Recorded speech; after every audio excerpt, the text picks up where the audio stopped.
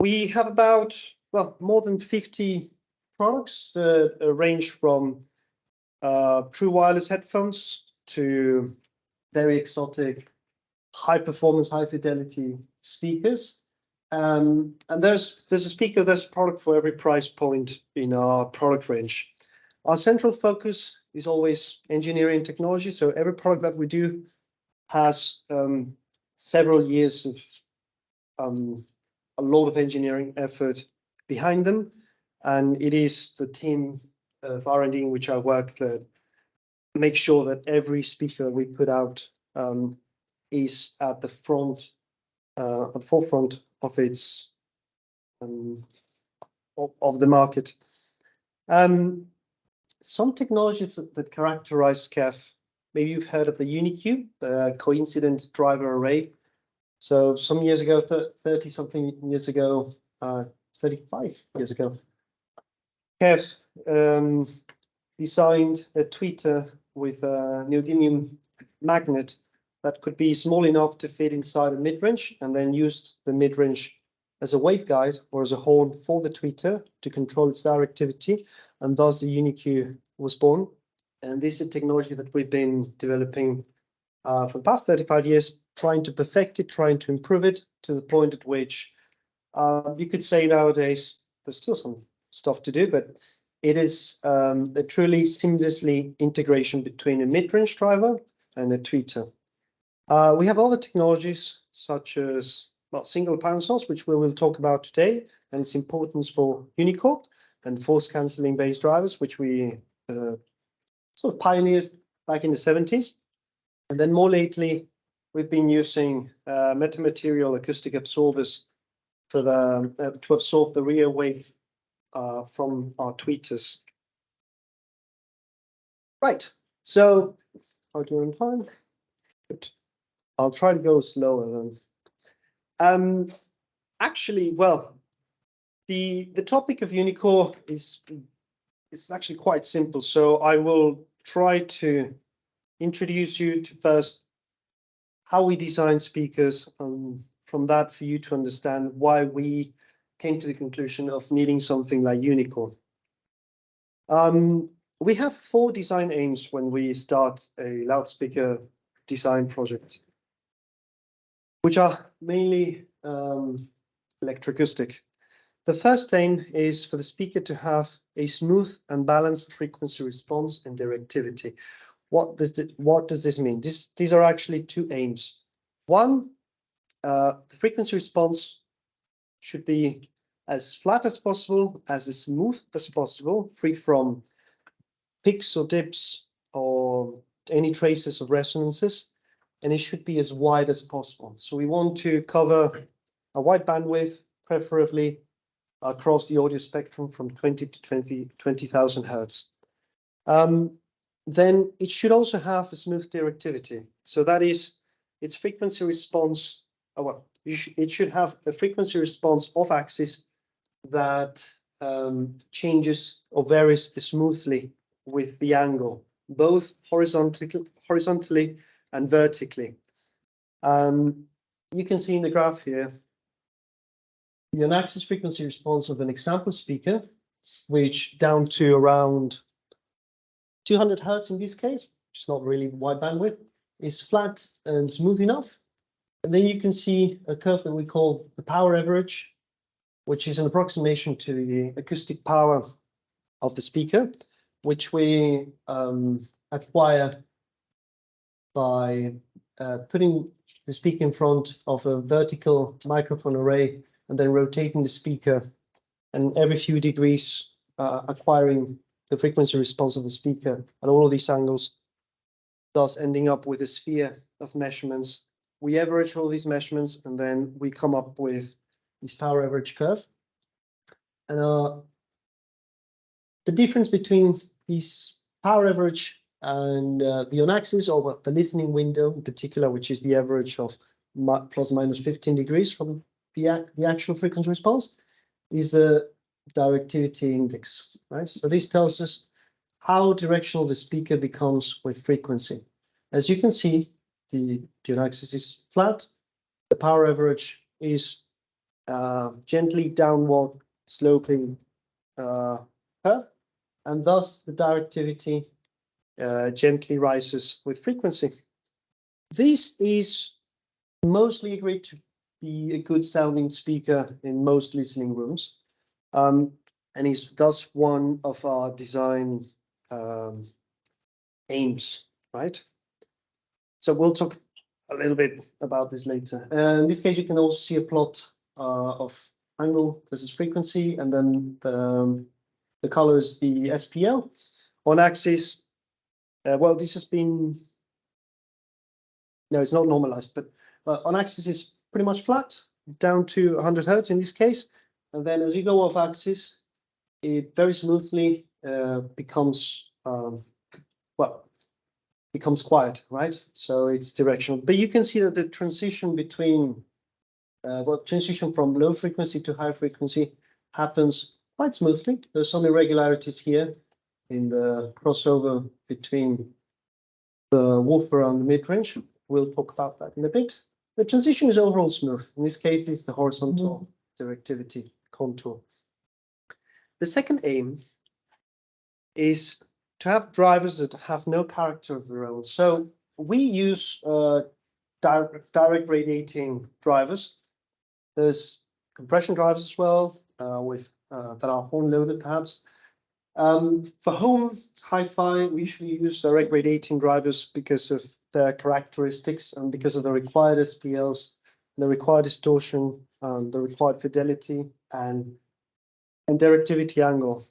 They're actually quite a good solution. But we need these drivers to function as possible as perfect pistons. So the diaphragms in these drivers move backwards and forwards, creating a sound wave. And we want these diaphragms to move like a perfect piston, right, rigidly. At high frequencies, because these diaphragms have mass and have a limited stiffness, even if we use a very stiff material, very stiff geometry, they will start to bend, or they will tend to bend, and thus create their own sound. They start ringing like a bell. So this is undesirable. We want to use drivers that don't bend, that work like perfect rigid pistons, or at least we want to use them in their frequency band in which they work this way. The next aim is we don't want any coloration coming from any other component in the system. The coloration, I mean, other sound radiation coming from other components, mainly the cabinet. So the drivers coupled to the cabinet, if the cabinet is not infinitely massive, then some of the force exerted by the drivers will leak into the cabinet through the driver chassis and excite the cabinet. At low frequencies, the cabinet will tend to move like a lumped mass, right? Depending on the frequency at which it happens, it might move out of phase with the driver, and thus radiate sound out of phase with the driver. And at high frequencies where the cabinet stops being rigid, it might move, it might start to bend, thus creating sound in a very complex way, in a very undesirable way, because, well, one, it normally has a very large area. So the smallest vibration that makes it to the cabinet walls will be very efficiently coupled to the air in front of it, thus creating sound very easily. And two, at high frequencies where it starts bending, its directivity pattern will be quite complex and thus very difficult to control and predict, and thus to design a speaker that works around this. One solution that we'll talk about this today is the so-called, well, we call it force cancelling driver configuration, which is you take some of these base drivers, you can do it with other types of drivers, and put them back to back so that the reactive force from each one of them cancels out and is not transmitted into the cabinet, thus the cabinet remains inert, quiet. Yep. And the fourth aim, which is very important, and it takes us a lot of time to design speakers that form this way, is we try to avoid that any component in the signal path adds distortion, be it the drivers, crossover components, amplifiers, DACs, or anything that might manipulate the signal. Every component will add some distortion, right? And then this distortion will be nonlinear, but we want to obviously keep this down because we want to recreate the signal as closely as possible as it is in the original format. With these four aims in mind, we can talk about driver array configurations, which is where Uni-Core was born from, and which is something that we take very seriously at KEF for our system designs, and you'll see why. Well, first of all, if it's not clear for everyone, a speaker has several drivers. It has usually low frequency drivers, mid-range frequency drivers, and high frequency drivers. We need several drivers, at least when you're using direct radiating drivers, because they have a limited bandwidth. We talked a little bit about breakup or the diaphragms bending. We need to use the drivers within the frequency band in which they don't bend, so that limits the use that you can, well, their use. You need to use the drivers ideally where they have also flat frequency response. So because of their characteristics, they may roll off with a low pass behavior or with a high pass behavior, which is not ideal if what you're trying to achieve is a flat frequency response on axis. And then you also need to use them out of the range in which they will have high displacement, perhaps due to the resonance frequency or due to their size. You might need to move them a lot to create a certain SPL. And that usually leads to distortion because of how the driver motor is built. So you need to use them out of that region. This is why the tweeters, we use them for high frequency, the woofers, we use them for low frequency. And last but not least, you also want to use the drivers where before they become too directional. A perfect piston, say a circular piston, depending on its size, or as a function of its size, and the wavelength of the sound it is reproducing, it will become directional when the wavelength of the sound it is reproducing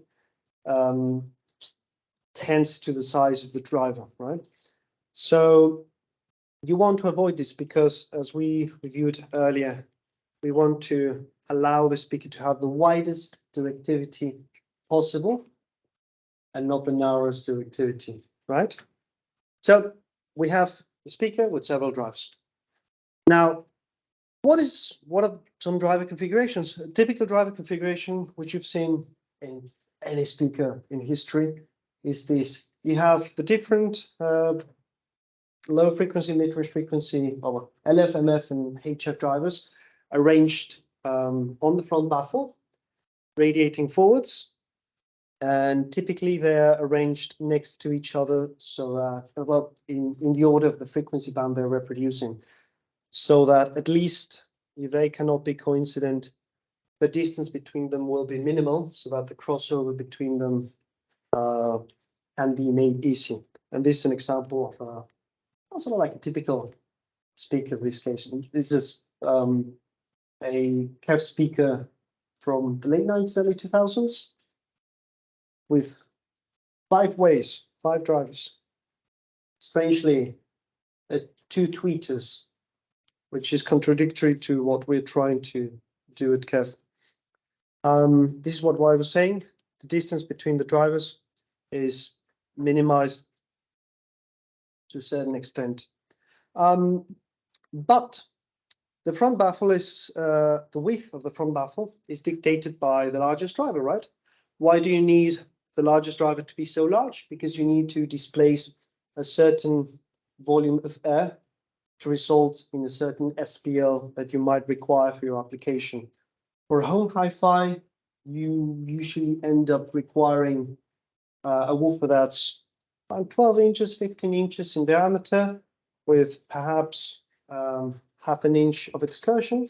More than that, and it's quite difficult to design a motor that can do that linearly. But that's usually how you end up with this sort of size of driver, and therefore with this size of baffle, right? But then what happens with wide baffles? Well, I have this little example, this simulation of a 4-inch driver mounted on a square baffle. And then this baffle has 3 different sizes. The baffle will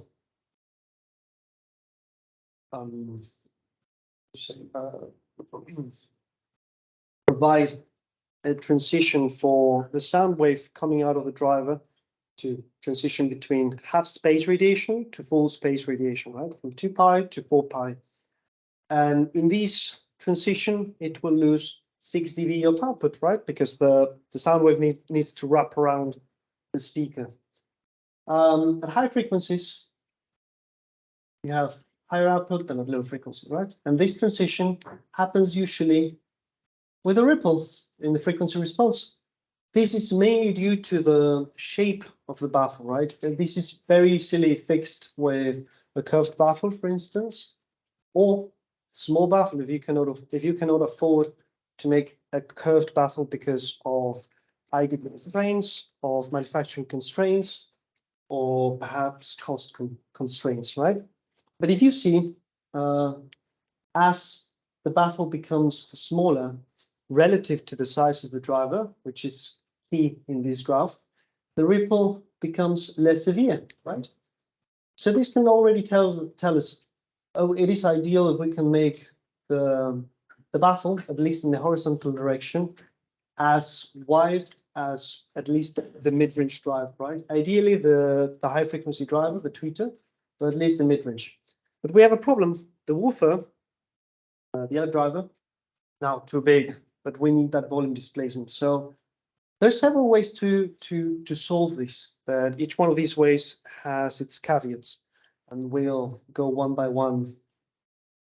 One easy solution as well. Well, I just put it sideways. The driver, the low frequency driver, is essentially the same distance from the mid-range.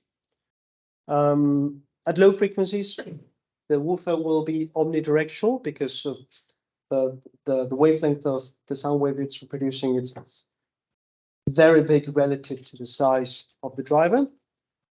But at high frequencies, and traditionally frequencies at which you transition or crossover from the woofer to mid-range, say 300, 400 hertz, then the wavelength starts being relatively the same size to the cabinet, or the distance between the woofer and the mid-range, right? So, well, okay. And so there might be a problem with mounting the woofer sideways, particularly because at high frequencies, as it starts becoming directional, and if it's a large driver, it starts becoming directional on relatively low frequencies, it might result in a system directivity that's asymmetric. We don't want that because we want directivity that's symmetric and that's omnidirectional as high in frequency as possible, right? So what can we do about this? One easy solution is, well, let's go back to front baffle mounting and let's split. Oh, you can't actually see it, but sorry. Let's split the radiating area of the woofer into several drivers. And ideally, these drivers should be no bigger in size than the mid-range driver, right? Such as this case.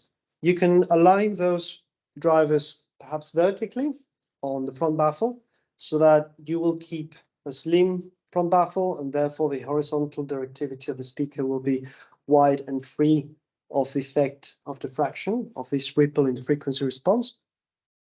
But then you might find that the distance from the mid-range to each one of the woofers is increases quite rapidly with as you go from one woofer to the other. This is very undesirable. One way to deal with it is, well, you can make a symmetric arrangement like we do on reference 5. Some drivers on the top and some drivers on the bottom. You minimize to some extent the distance between the mid-range and the woofers, but you still end up with this area in the crossover region between mid-range and the woofer, in which the directivity becomes narrower, right? So here we have, for that speaker, the measured horizontal directivity, which is quite wide in this region, and the vertical directivity, which narrows quite severely, actually. That is, I mean, that's not a deal breaker, but it certainly is undesirable, and it certainly has an effect on the stereophonic image or the ability of the speaker to create sound of axis that will reflect or bounce off the room walls and come back to the listener with the same color or tonal balance as the sound, direct sound coming from the speaker. So should we go back to the side woofer configuration? What is another way to do this? What if we still split the woofer into several woofers, but arrange them on both sides and back to back? Seems like a no-brainer, right? We should have done this from the very beginning. Let's say the drivers have the same volume displacement, and now the horizontal directivity will be symmetrical, right? Which we want.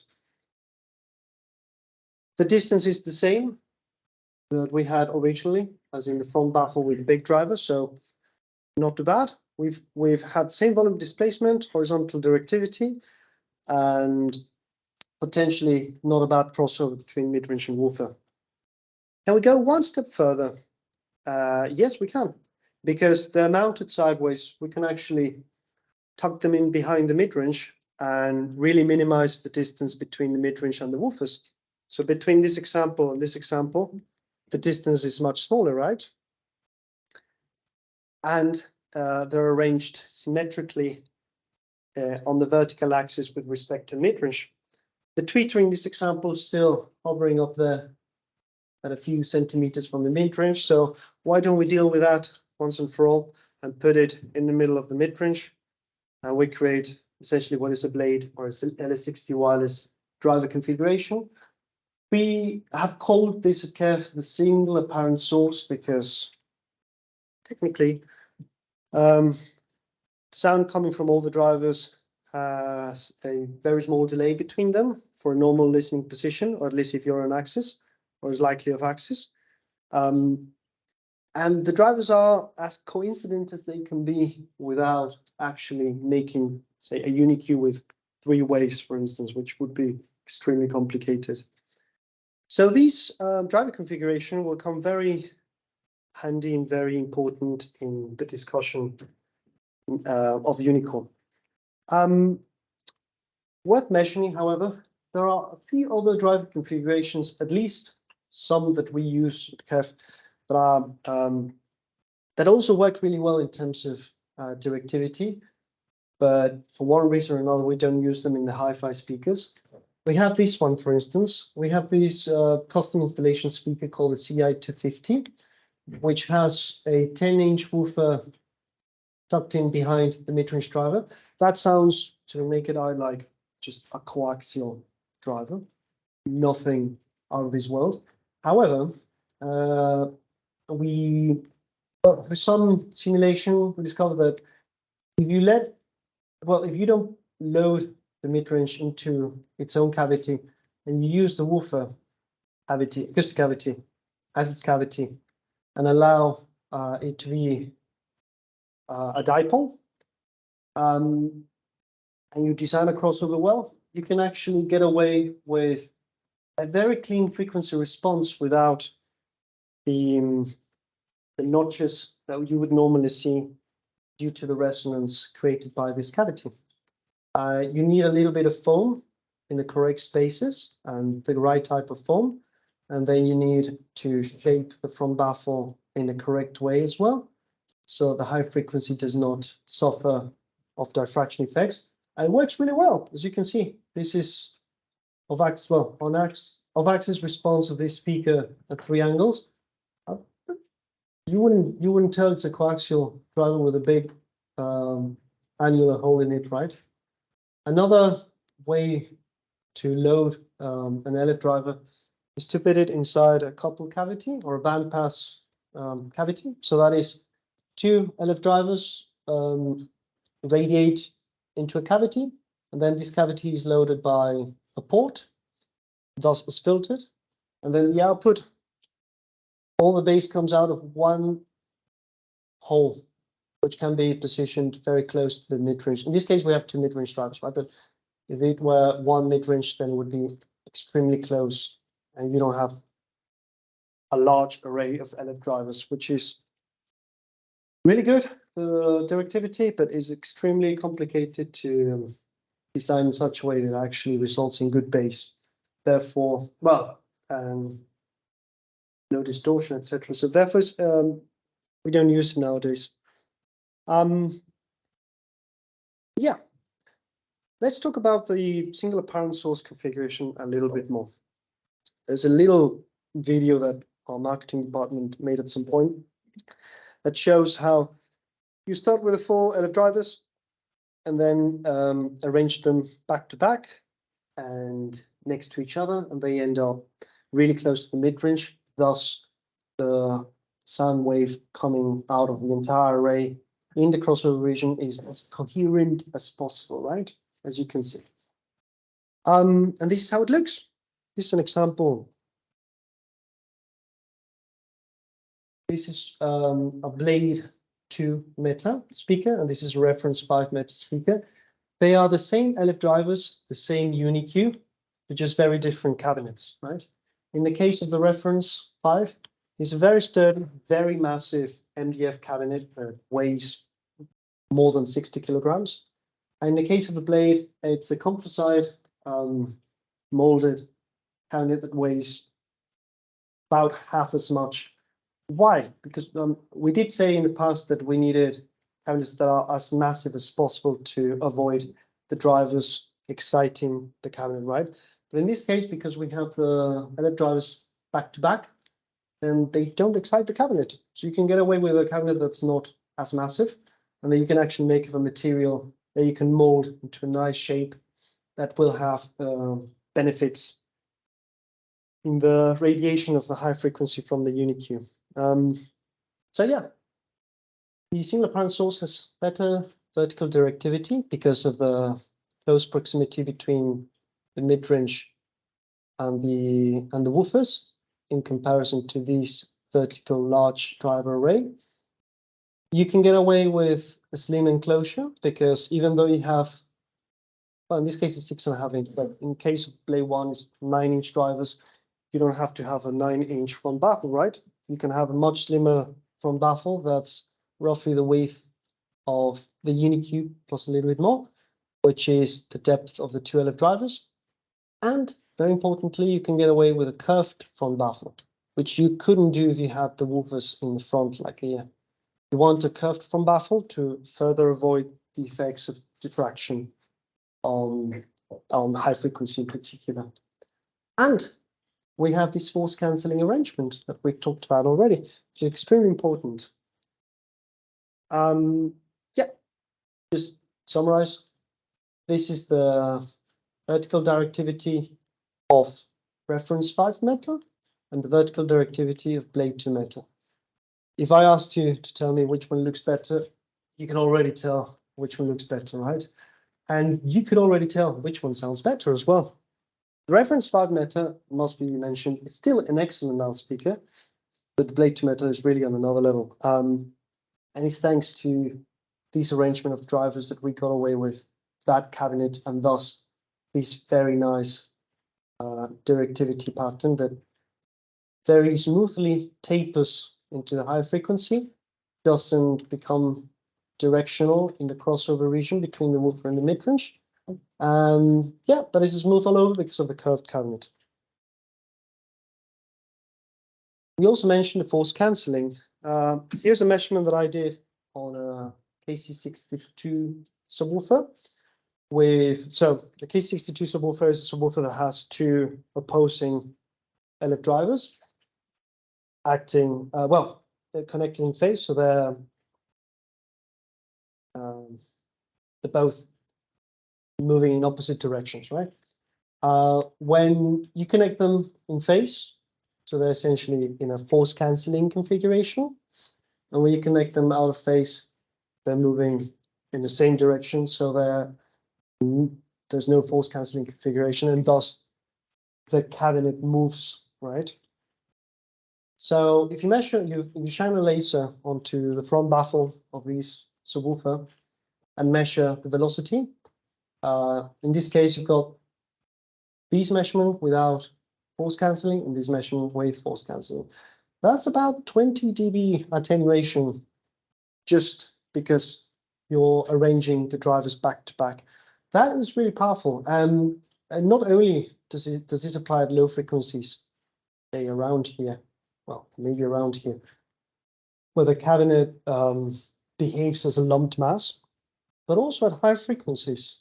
And then, well, obviously, there's a certain frequency at which the cabinet starts bending, and the driver starts bending as well. The chassis starts bending, so then you cannot do much force cancelling. But below that, and most importantly, in the crossover region between LF and MF, you're not transmitting any vibration to the cabinet. Oh, well, you're transmitting much less vibration to the cabinet, in the order of minus 20 dB compared to normal driver configuration. Now let's talk about Uni-Core.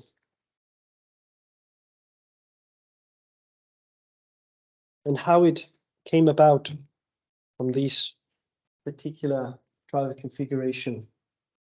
So again, we have 4 drivers. In this case, it can be 2. In this case, it's 4 drivers back to back. And the depth of the drivers dictates the width of the cabinet, right? We already know from what we've seen already that we want a cabinet that's as slim as possible, at least in the horizontal direction, to improve directivity and also for industrial design purposes, because it makes speaker that more people can have in their living space. And thus, well, you can already see that there is a compromise between the depth of the drivers, which dictates how much the diaphragm can move. So it's X max or maximum excursion, and the width of the cabinet, right? If you need more X max, you need more width of the cabinet, unless you get a little bit creative. Could we squeeze more X mass for the same driver depth? Or could we have a slimmer cabinet for the same X max? Let's start from the beginning. So if you take those 2 motors back to back, they would look something like this, right? This is an example motor. In this case, they're completely glued to each other. The blue region is a steel. The magenta and red regions are the magnets, ferrite ring magnets. So this is section U. We have a hole in the pole, and we have the voice coils, right? So this is a section view of the voice coils, which is a coil of wire wound around cylindrical former, right? So if you have any questions, let me know. This arrangement has a magnetic circuit that looks something like this. So basically, it's 2 magnetic circuits, one for one driver and the other one for another driver, and they are out of phase with each other. They flow in different directions, right? The magnetic flux from the magnet travels through the top plate, then through the gap where the voice coil is, as you can see, then into the pole, and then back into the magnet. And the steel work does this focusing of a magnetic flux. All right, that looks very good. Is there a way to start shaving some depth out of these back-to-back dual motor system. Something that comes to mind is, can we get rid of those rear plates? I mean, we need the rear plates to obviously focus the magnetic flux back into the magnet, right? And they're already as thin as they can be. You can see that the magnetic flux is actually quite squeezing through the steel, right? So what would be a good way to get rid of this backplate? Well, you could do it if you create one magnetic circuit.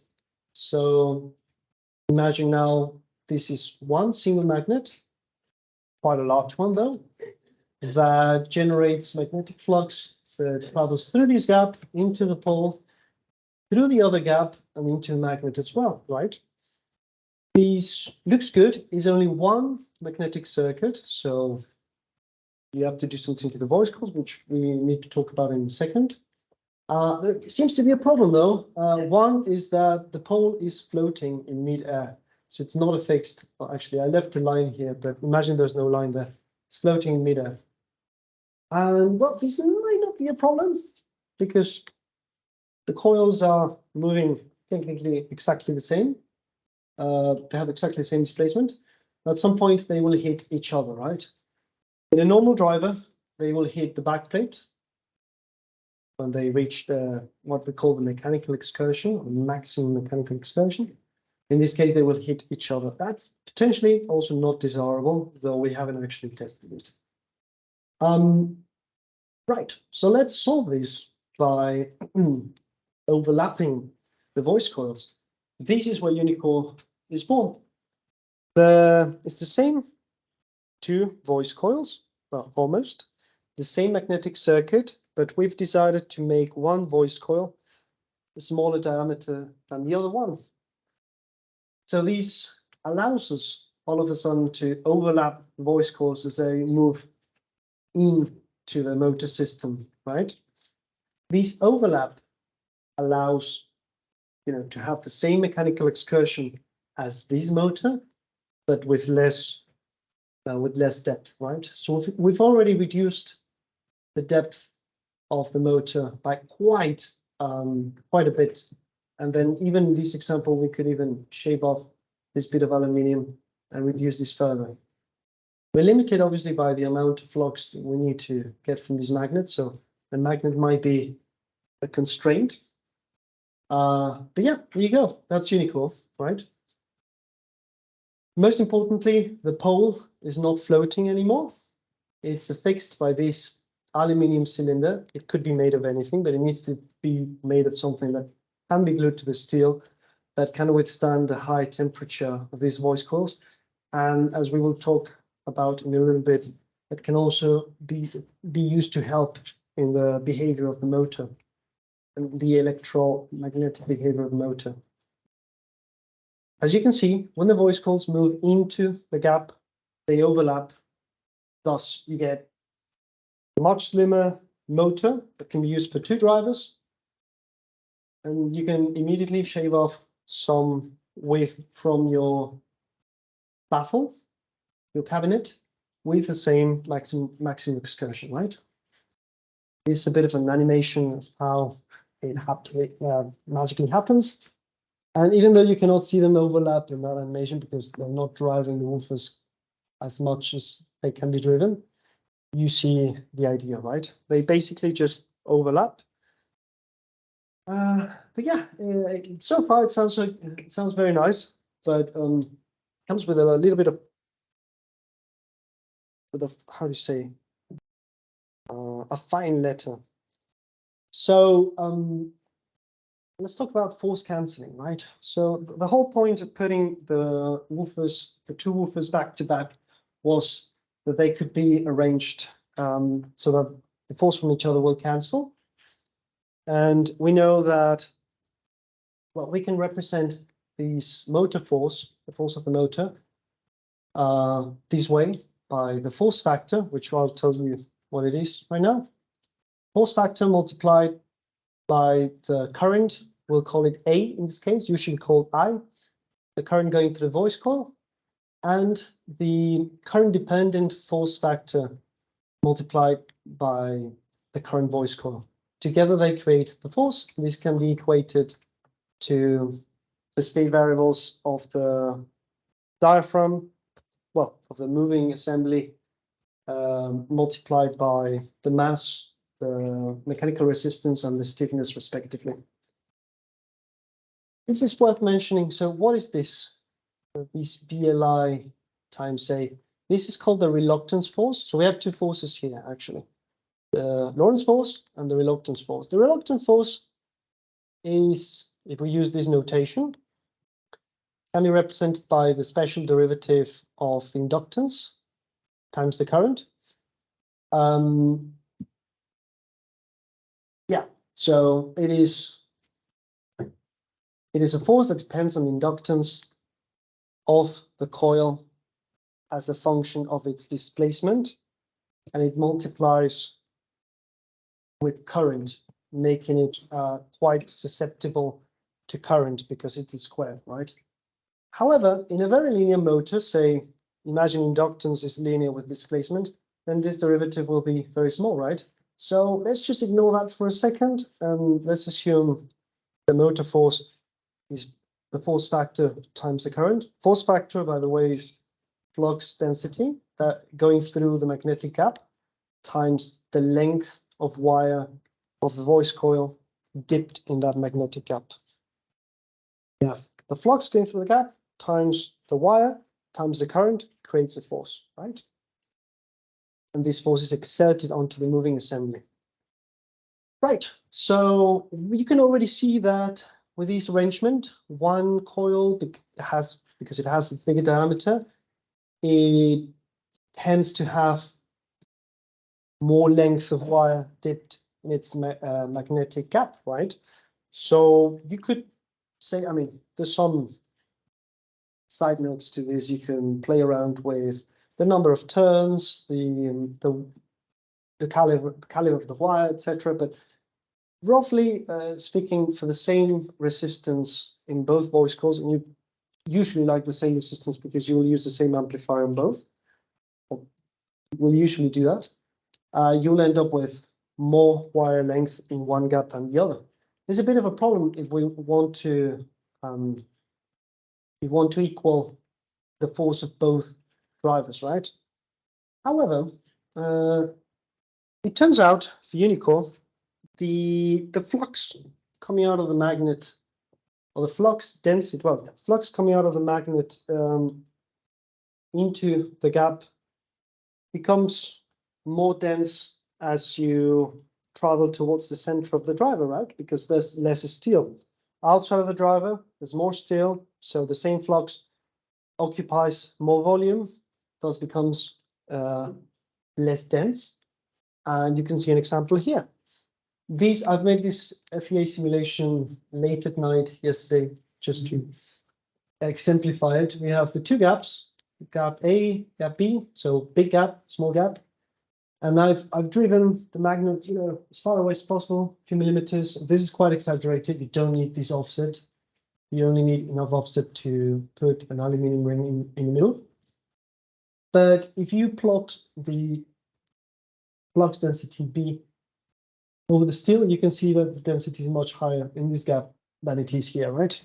So, and you can plot that with voice coil displacement. The larger diameter voice coil is experiencing, well, gap has less flux density than the smaller gap, right? Eventually, and very elegantly, once you multiply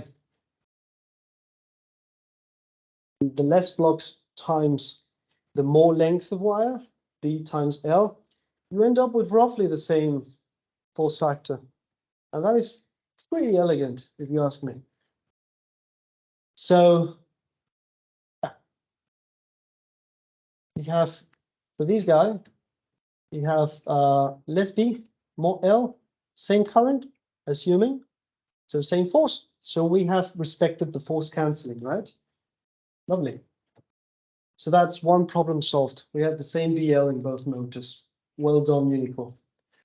Next, the force is one, but one, one aspect of the actual response of the driver.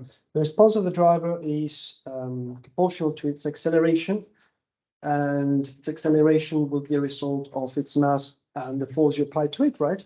So you've already sorted out the force that you apply to it. Then to get the same acceleration, does the same response, you need the same mass, right? So, I mean, no biggie. The only problem here is these voice coil, because it's made of usually of copper, it's actually quite a bit more heavy. So you need any way that you can put more mass in this driver. You can make a thicker home. You can put more glue in here. Any way that you can add mass to it in a lumped way, that will behave in a lumped way and not in a distributed way, then we'll balance out this equation, right? Thus resulting in the same acceleration, the same response. Nice. Next, non-linearities. It's good to talk about, BL at one voice coil position, but what happens when the voice coil moves backwards and forwards?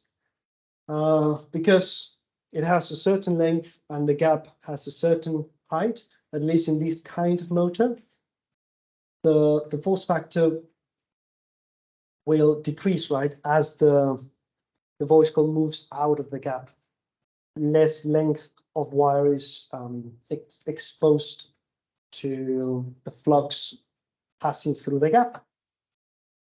So as you move, this is voice coil displacement. This is plus minus 7 millimeters, which is what we can agree is the linear maximum excursion at which BL force factor remains within 82% of its value at rest position. Basically, the point here is because you have two different voice coils and two different gaps, you have to be really careful in how you design the steelwork of the magnet. You can end up with these very crazy geometries so that the flux going through one voice coil and the other will have the same shape and will be symmetrical with respect to voice coil displacement. And here you can see the same plot of force factor along voice coil displacement is, first of all, pretty similar between the two voice coils, and second, pretty symmetric. Well done, nice. Next, also stiffness, right? So we also have two different voice coil diameters. We need suspensions. So the surround is exactly the same, right? But the suspensions have a different ID, internal diameter. So you need to be really careful and use a lot of FEA iterations to design a suspension that will roughly have the same, well, or ideally exactly the same shape of stiffness across voice coil excursion, right? So as the moving assembly moves backwards and forwards, it will experiment the same restoring stiffness, right? Thus the same force pulling it back to rest position. This is extremely important so that both drivers will, if they're to be non-linear, will at least have the same non-linearity, right? So ideally this would be flat, but in real world that is very difficult to do. So we're happy if at least it has a smiley face and it's as symmetrical as possible. Nice. We talked, and I will have to go a little bit quicker on this one. Last but not least, inductance is a nonlinear. Well, inductance is the cause of several nonlinearities in the motor system. Normal motor systems and Uni-Core. Here you can see the magnetic circuit of both motors, right? Back-to-back drivers and Uni-Core. As we've already pointed out, in these back-to-back drivers, in this case, the flux of the magnet is going in this direction, coming this way, right? And this way, it's coming this way. They are mirrored. But essentially, they are opposite, right? Whereas in this case, because it's the same circuit, one voice coil will have the flux going in a different direction than the other one. So you need to connect one of the voice coils in antiphase, right? So essentially, the current in one of the current in the two voice coils, in this case, will flow in the same direction. In this case, it has to flow in the opposite direction because otherwise one would pull and the other would push. If you want both drivers to push, both drivers are opposite to each other, then the voice coils need to have essentially the current flow in the opposite directions, right? But in this case, no. So this was actually quite a concern when we started. Was like, well, if we have two voice coils that have current flowing in the same direction and overlapping, are they going to couple like hell, right? Do they? No. One thing that inductance does before we go to that. So as the voice coil has inductance, and because of the steelwork works as a nucleus to the voice coil wire, increasing its inductance. This will create a magnetic field. As you put current through the voice coil, creates a magnetic field that varies with the alternate current that you're putting through the voice coil.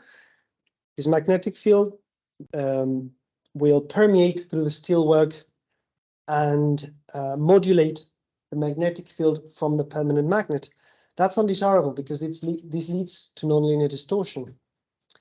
This inductance, as we've already mentioned, also varies with displacement. This is an example of another driver.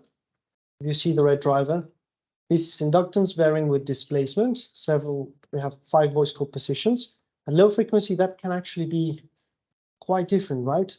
This is undesirable because as we've already noted, the derivative of that times the current times, the current squared is highly susceptible to current, thus creating a nonlinear force, additional force onto the moving assembly, thus resulting in distortion. However, luckily, and this is the last bit, probably the most interesting, it turns out the Uni-Core, because, and mainly just simply because of the higher reluctance in magnetic circuit, because of the 2 gaps, so the flux needs to go through 2 gaps, it actually has less inductance.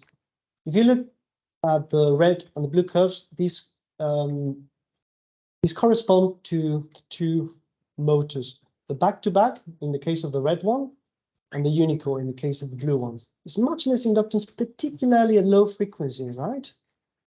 And then we talked about putting an aluminium ring in here. What an aluminium ring does is work as a conducting region which couples to the voice coil, reducing its inductance much further. So you suddenly end up with a driver that has extremely low inductance. I haven't put this graph here, but also very low variation of inductance with displacement, thus really low distortion.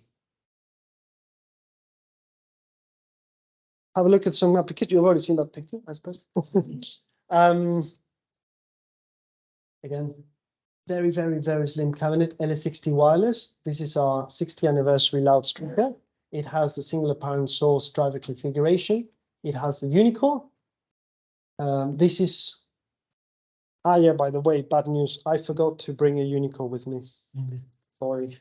But you stick around and go to the listening room. You'll be able to see the Uni-Cores working in the LS60 Wireless and to listen to them. Very slim cabinet. Very slim drivers, you can see. And maximum excursion of 7 millimeters each way. So a total of 14 millimeters linear excursion, both opposing drivers in force cancelling configuration. Amazing, right? There's some pictures of the driver that I did not bring with me. I have some other really nice features that I won't talk about today, such as this pleated surround that withstands the internal pressure in the very small enclosure. As the driver pushes in, the surround will tend to distort its shape, and that can lead to gross distortion. We have come up with this pleated design that withstands this deformation. And another application, the KC62, which actually we launched this product first, but Uni-Core was designed for LS60. That was the first idea, to make a really slim cabinet. And then someone said, was like, well, can we make a really small subwoofer, like about the size of football, and make it have 32 millimeters linear excursion, which is a bit insane. And yes, you can do it with Uni-Core, right? Lovely. The latest iteration of Uni-Core has been designed for the Lotus Electra and Lotus Alpha.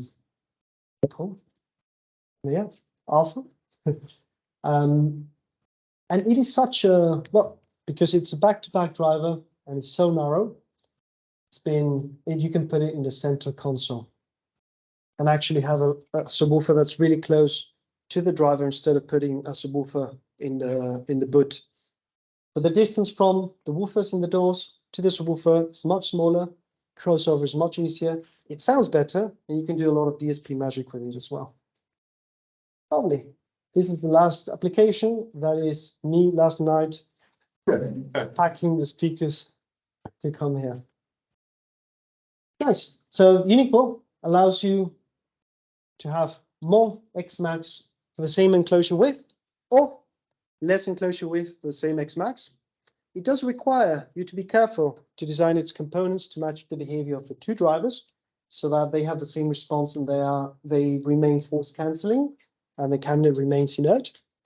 And it can actually result in more linear behavior output than the equivalent dual driver array with two motors. And that's it. Here's some contact details.